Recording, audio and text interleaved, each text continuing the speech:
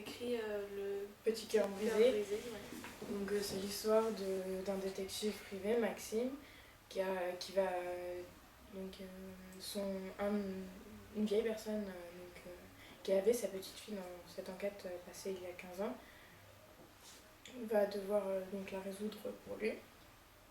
Donc la plupart des témoins ont été tués ou assassinés ou ne veulent pas répondre. Donc toutes les pièces du puzzle sont difficiles à trouver.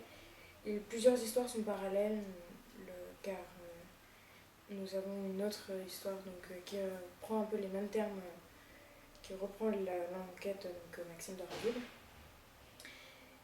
Et donc, il y a plusieurs histoires parallèles, c'est assez frustrant parce qu'on sait certains détails que lui ne sait pas, on ne sait pas comment il va les trouver. Mais sinon, ce livre est magnifiquement génial. Parce qu'il nous emmène vraiment et donc on le suit. On a envie vraiment de savoir la suite. Donc il se lit très rapidement car elle nous tient comme attachés.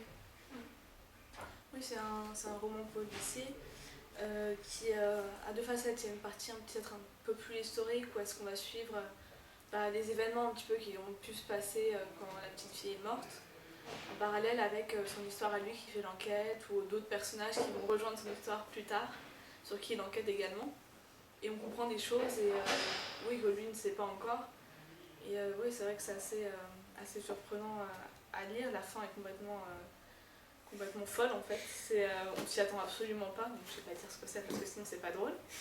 Et donc moi j'ai beaucoup aimé, puis l'écriture est assez fluide. Je lis pas tellement Moka, ça doit être le premier livre que je lis d'elle.